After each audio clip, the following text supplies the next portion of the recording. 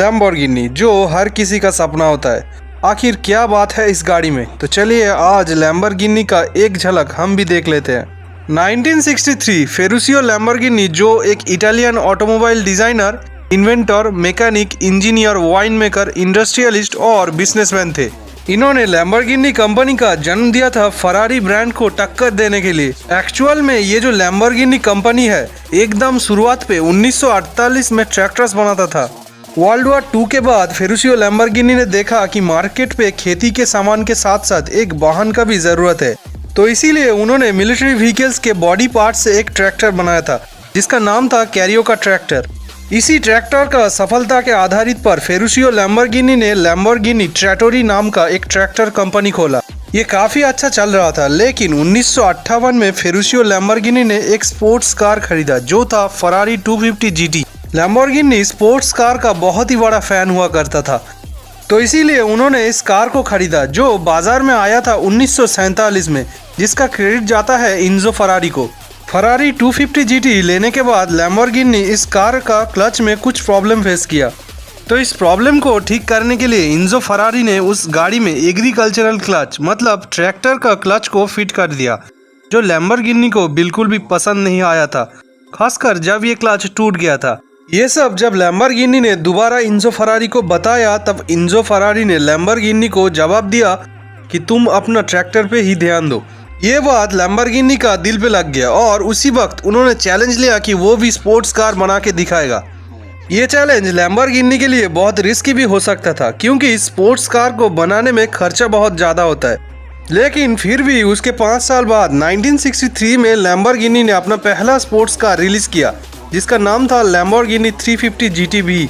शुरुआत के 10 सालों में लैम्बोर्गिनी ने बहुत ग्रो किया, लेकिन 1973 पे पूरे देश में आर्थिक संकट के वजह से इसका मार्केट डाउन हो गया। इसीलिए फेरुशियो लैम्बोर्गिनी ने इस कंपनी को जॉर्जेस हेनरी रॉसेटी और रेने लेइमर के पास बेच दिया 1974 पे और खुद रिटायर ले लिया। लेकिन 1978 पे ये कंपनी बैंकरप्ट यानी दिवालिया हो गया। इसीलिए 1980 में रिसीवरशिप मिला जीन क्लॉड और पैट्रिक मिमरन को। रिसीवरशिप खत्म होने के बाद 1984 में पैट्रिक मिमरन इस कंपनी को खरीद लिया और इसके पीछे बहुत इन्वेस्टमेंट किया। लैम्बोर्गिनी को एक्सपेंड करने के लिए मिमरन ने ही Lamborghini Countach, Lamborghini जल्पा sports car और लैम्बोर्गिनी LM002 को मार्केट पे लाने के लिए सोचा था। लेकिन 1987 में पैट्रिक मिमरन ने भी लैम्बोर्गिनी कंपनी को बेच दिया क्रिसलर कॉर्पोरेशन के पास।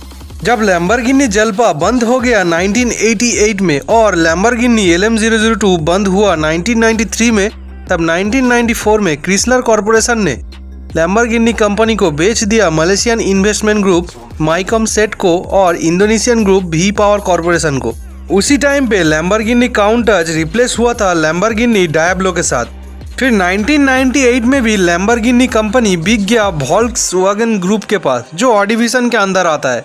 और फिलहाल तो अभी लैम्बोर्गिनी कंपनी इसके अंडर पे ही है, लेकिन कब चेंज हो जाए ये तो ऊपर वाला ही जाने।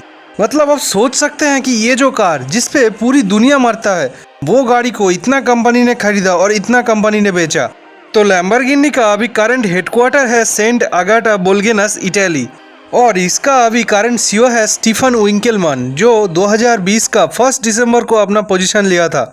अगर मार्केट की बात करूं तो लैम्बोर्गिनी 400 व्हीकल्स लॉन्च करता है हर साल और 2011 में 1711 व्हीकल्स लॉन्च हुआ था। लैम्बोर्गिनी कंपनी पे करीब 1779 एम्प्लॉयज काम कर रहा है 2020 के डेटा के अनुसार।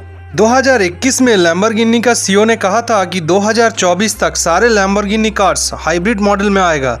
हाइब्रिड कार का मतलब होता है जिसपे गैस इंजन भी हो और इलेक्ट्रिक मोटर भी हो। हमारे इंडिया में लैम्बोर्गिनी का 3 मॉडल सबसे ज्यादा फेमस है, लैम्बोर्गिनी एवेंटाडोर, लैम्बोर्गिनी यूरस और लैम्बोर्गिनी हुराकन इवो।